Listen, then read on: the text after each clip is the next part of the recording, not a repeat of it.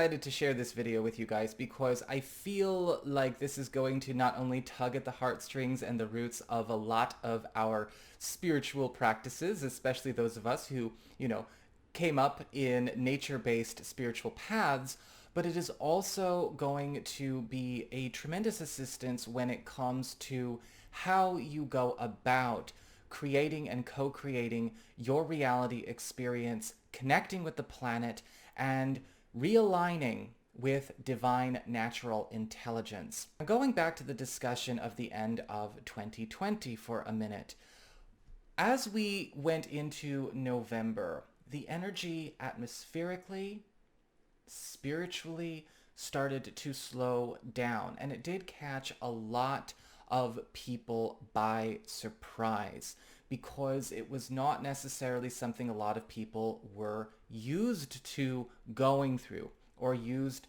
to moving through. And that is actually something that is a part of the planet's natural life cycle.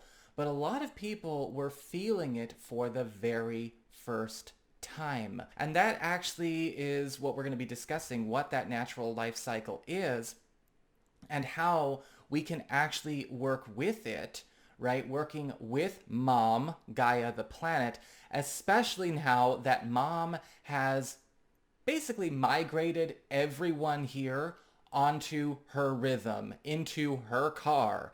And we are seeing a major shift, a major departure and dismantling of a lot of old energy forms, a lot of old thought forms that were attached to inorganic structures, such as even the Gregorian calendar.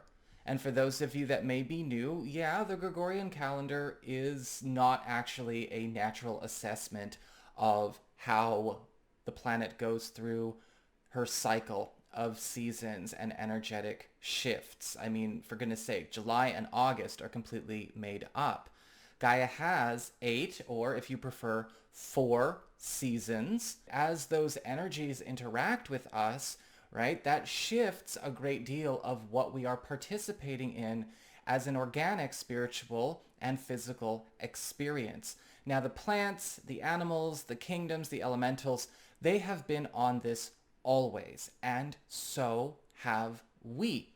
But because of a lot of these older structures, a lot of societal energy forms, thought forms, emotional forms that were created to hold up a lot of these, let's just say, containers for an inorganic experience, a bit of an illusory or contrived experience, a lot of people were either walking in one, walking in the other, or had a foot in both worlds. And even for those of us who have our roots in nature-based spiritual practices, we learned to navigate having one foot in the organic and one foot in the inorganic, right? Walking in two worlds at the same time. Now, the Wheel of the Year is just a vernacular term that I use because that is, something that I got used to terming it as. However, this is not reserved to any one particular path, modality, or practice. And I want everyone to know that as we go forward in this topic, because I'm going to do my best to talk about how this is already evidently universal across the board, regardless of culture, regardless of faith. And I'm not going to put any particular emphasis on validating or invalidating any one particular path or modality that already has its roots in this assessment, in this understanding of divine natural intelligence. Okay, so we're just going to clear that up right then and there. And as we move forward, I'll explain a bit more of that. So when we talk about how this, you can call it a calendar, kind of works, is that the planet goes through constant shifts and constant evolutions in a cycle of life. There is no beginning, there is no end. It's not necessarily a calculation of a linear year to a linear year. There are action periods, and then there are pause periods. There are movement periods, and then there are break periods. And we see those break periods before and after the solstices, right? We just came through the winter solstice period in the northern hemisphere and the summer solstice period in the southern hemisphere. The reason I feel it's important to talk about this now is because we just actually came through a transition away from one of these breaks, one of these hiatus moments, one of these hibernation moments. As we stepped into February, we actually proceeded into a completely new season and completely new cycle. And in the northern hemisphere, we are seeing the beginning of spring. You might be thinking, Nico, there's still snow on the ground. There's snow in the forecast for the next couple of weeks. You know, you're out of your mind. Hold on a minute. We're talking about the beginning of spring, the beginning of the new season, right? It's not about calling something its beginning at its peak. The same thing for the southern hemisphere. You're walking into the beginning of autumn. It may be blazing hot. You may be sweating constantly. The weather might be a bit interesting, but it's still just the beginning of that transition. What has been termed the beginning of these seasons is actually the middle of each of our seasons. The March equinox is not the beginning of spring naturally, organically. It is actually the peak or the zenith, the middle of spring in the northern hemisphere, or the middle of autumn in the southern hemisphere. Heck, when we look at the summer solstice, midsummer, the name tells you what it is already. It's the middle of summer. And so in the northern hemisphere, summer actually begins to build up in early May, just as it would be midwinter in the southern hemisphere, building up in May. So Gaia herself has migrated everyone onto this energetic schedule and energetic cycle. And we crossed a point on that cycle on February 1st or February 2nd, depending on where you live in the world. Now, once again, this is observed across many cultures and many, many spiritual paths. And what it was, as I choose to still term it, is a cross quarter. Now, a cross quarter is a point that is halfway between a solstice and an equinox, or an equinox and a solstice, you know, depending on where you're working with that, right? This one is between the December solstice and the March equinox, and there's actually another cross quarter between the March equinox and the June solstice, and then another equinox at the beginning of August, and that's right between the June solstice and the September equinox, and then there is a cross quarter in early November, which is directly between the September equinox and the December solstice. So making this jump onto a cross quarter, we start another action cycle. And this is a discussion I'll be returning with, of course, more and more, I think, throughout the year to help people start to understand what this shift actually does and what it means. As we depart from the inorganic structures or the inorganic creations, the inorganic containers for the measurement of time in that way, a lot of people are going to find that they're going to need to connect and practice working on these cycles, whether it's working spiritually or maybe working out in the physical world on certain projects, certain initiatives, because the planet herself has become a very powerful influencer in a way that is, again, across the board versus maybe unavailable influencer for those who are maybe working on that calendar, working on that cycle as part of their spiritual path and practice, right? The organic has taken over. As we go through the beginning of this axis, it's a time where we start to pay attention to what new intentions or new evolutions we can bring into our life cycle, bring into our experience, because Gaia is, again, vibrating more and more supportive energies for that. February through the early parts of May, very, very strong for beginning the new, and same for August through early November. If you've been feeling kind of off, or you've been feeling like you've been knocked out of the flow, or maybe a lot of your focus has been attached to a lot of outside influences. Maybe there's so much of a focus on astrology that you've kind of lost a little bit of touch with how you connect to the planet herself, your own mom, right? These bodies that we're in belong to her. This is an opportunity for you to get back in sync. And what we want to do is work with what is being emphasized now for where we are.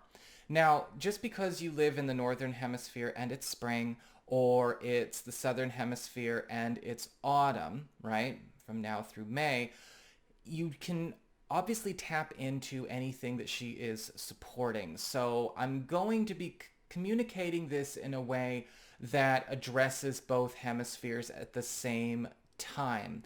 Yes, certain things that I say might make more sense for a springtime type of energy or an autumn type of energy, but it's supported across the board. When in doubt, connect to the environment around you, connect through meditation, your own spiritual practice, and work with what the flow is doing there, right? With an emphasis on the organic, because a lot of the old structures, a lot of those old systems are just not getting the backup from her anymore. Again, mom says, all the kids, get in the car now. Get in the trolley now. We are moving on. This period is absolutely all about the clearing and the purging and beginning this new life cycle on a clean slate. And so this is a time where a lot of folks are definitely going to want to, whether you call it spring cleaning or it's the autumn purge, or it's about bringing things to a harvest, bringing things to maturation, doing a bit of energetic redistribution of your focus, your time, your energy, and your resources. That is very much in right now. And so a lot of people have been feeling this kicking on, especially as we got to the end of January. We were talking about this a lot in my Patreons. I was even guiding people through exercises to call their energy back to them. As well as some of us were getting hit pretty hard with a lot of energy coming back to us that, it was keeping us up all night. I definitely recommend working with this and calling your energy back on your own timetable as opposed to staying up, and maybe only getting 4 hours of sleep for 3 or 4 hours a night because you didn't realize how much energy you were, having taken away or given away without knowing, or having absorbed off of you without any consent. Believe me, when it comes flying back to you, you feel like you shotgunned 6 or 7 cups of coffee. It's really powerful. You're up, it feels good, but you do need your sleep. This may feel like a bit of a draining time, however, as well for some folks. This might feel a bit deflating, especially for those that may have been running on fuel that did not belong to them, or getting energy or running off of energy that was not actually theirs or coming from their own organic source. And so whether it was something that you absorbed from another person that did not belong in your energy field, or it was something that was imparted onto you, or something that you might have been getting from, a group, a family situation, ambient energies, that is all going back to where it belongs. And so you want to call back your energy and call in fresh energy so that you're not getting deflated during this time. Going back to the topic of the clearing and the cleaning, naturally, in the autumn, this is a time of cutting wheat from the chaff, those of you in the southern hemisphere. And in the northern hemisphere, it's a time of cultivation and clearing, right? Tilling the garden, clearing away the debris and the mess and the old branches, maybe the decay of the plants and the creations that are not coming back, right? They did not make it through. They did not follow through the hibernation cycle. It's time to be clearing that out, whether you're transmuting it, right? We are composting it, breaking it down so that it can be energy and fuel just reduced to pure potential to give room for the new. When you're working on that autumnal kind of energy, maybe bringing things to a maturation, paying attention to what you can actually increase the yield of, increase your harvest of, where you want to be not only cutting the wheat from the chaff, so to speak, but also at the same time beefing up works in progress that you have that are showing the most promise and giving the most fulfillment to you, and paying attention to where maybe some of your energy is divided or scattered among things that are creating a bit of a neglect for what is truly resonating with you, your journey, and your own heart, your own true self. This is also a time to reset everything around you. You know, this is a time where a lot of practitioners, a lot of energy workers, light workers, you know, all around will dismantle their creations and turn them into something new. You know, if you've got an altar, if you've got a grid, if you've got a sacred space, a working space, or maybe you've got a bag or a mojo or a medicine bag or whatever, and you've been kind of just letting it sit there, it's time to refresh that energy and get current with what is going on throughout the universe, throughout Gaia, throughout the cosmos, really giving it that updated energy or pulling it apart and, yes, creating something new. You know, one of the biggest mistakes I've often found for people that, you know, they're kind of like, oh, my stuff's not working anymore. It just seems to have gone quiet on me. Have you been charging it? Have you been feeding it? Leaving your crystal grid or your altar or your mojo or whatever in the dark, you know, and you've been hanging on to it for months or for years with no interaction and no engagement. Yeah, those batteries are just going to run down, so to speak, and it's not going to do anything for you anymore. Or it may be that it's just not energetically current. It's built out of a frequency or energy forms that are no longer a part of the climate that we are in.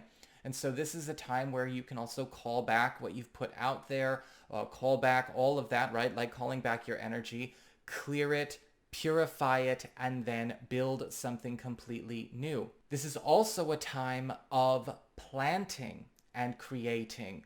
When we talk about planting and creating, now we're talking about manifestation work, reality co-creation work that is going to show up most quickly and get the most atmospheric and natural support, and most likely manifest either by the time we get to early May or the June solstice. So pay attention to what you want to bring into your reality experience right now.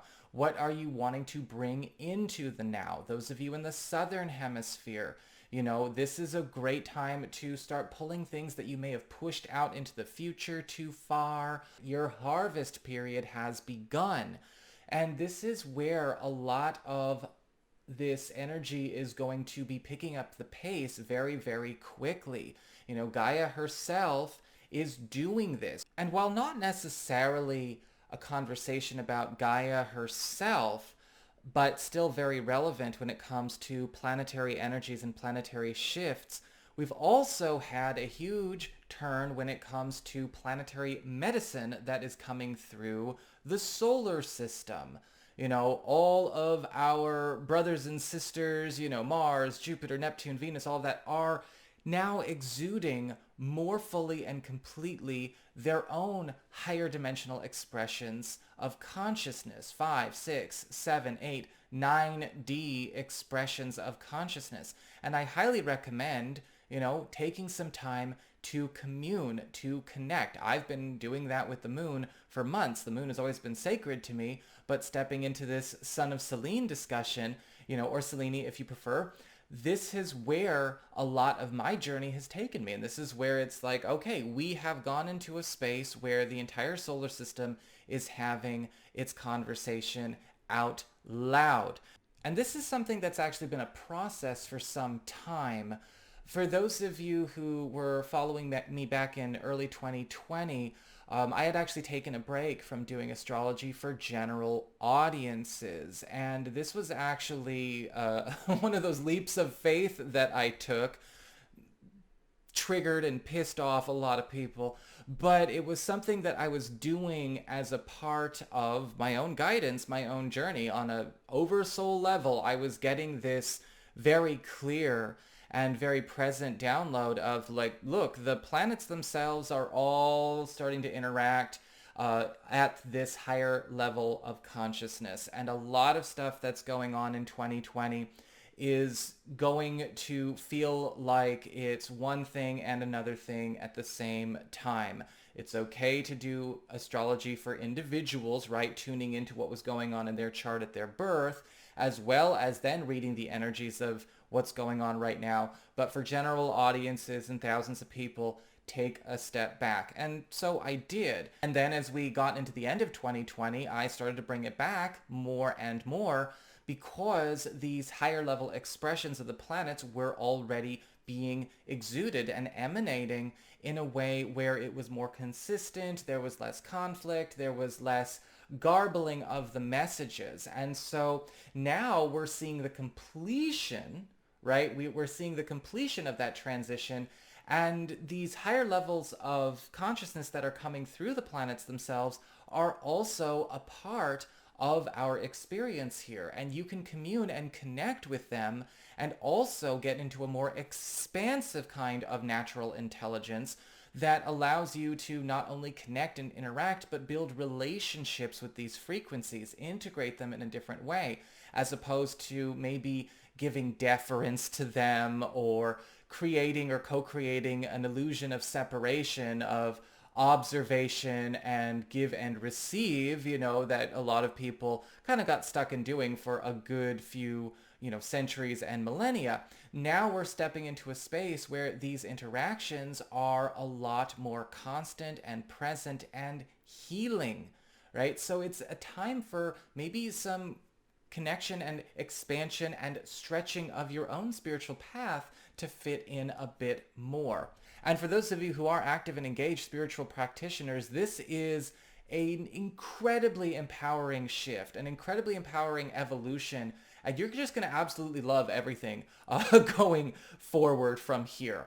But pay attention to what you might also be feeling as all of that old, familiar, inorganic pattern starts to break apart, because as I've mentioned before in another video, a lot of people, just based on the nature of the old paradigm, spent more time in their existence and more time in their life stream studying, mastering, and memorizing patterns versus studying and getting to know and connecting with the true self. And so this shift to the organic may be very jarring for people that are not familiar with how to tap in that way. So of course, be patient with yourself if you're going through that every now and again. And even if you think you're a pretty seasoned person, believe me, it will happen. I've had a night or two this last fortnight where I was like, oh, okay, time to really, how did I do? Cool, all right, move on, let's go. Thank you for the lesson, goodbye. That's an opportunity we all have, of course, always, but during this transition and during this shift, you're going to be seeing a lot of revelations about what is pure and organic and what is fake, and a lot of people might be coming into a bit of collective shock around that. So keep that in mind going forward, but enjoy this. Enjoy the ride. Enjoy a more intimate connection with Mother Gaia herself, and enjoy a more enriching connection with all of the planets in our solar system. I'll be coming back with more videos, of course, on this topic and expanding on it as we, proceed through the year. I do also want to mention that this is a great time for y'all to maybe consider giving yourself a week of clearing. Here is your homework, right? If you want to connect to the planets, connect to all of them. Connect to Gaia, connect to every planet, but also take a week. Choose a week. Find a week. Sooner than later. Don't wait until March for this. Give yourself a solid week, a solid 7 days where you are clearing yourself and clearing your space every day, right? We are going through this big purge right now. It's the autumn purge. It's the spring cleaning time. Whether you are smudging or if you don't want to use smoke, bring in tones, bring in bowls, bring in sounds, bring in, solfeggio frequencies. I recommend 852 hertz for this, just to get in tune with the natural flow of the universe. If you want to, start throwing, around some charged water, taking your spiritual baths, all of that is fantastic. But give yourself a solid week, and you can mix it up, of course. And I think that if we all managed to do this, right, collectively and consistently, we can also step into the next level of this experience as a collective more quickly. Though, of course, this is also a part of your individual journey. So treat yourself how you feel is what's going to resonate with, and what does resonate with, your true self.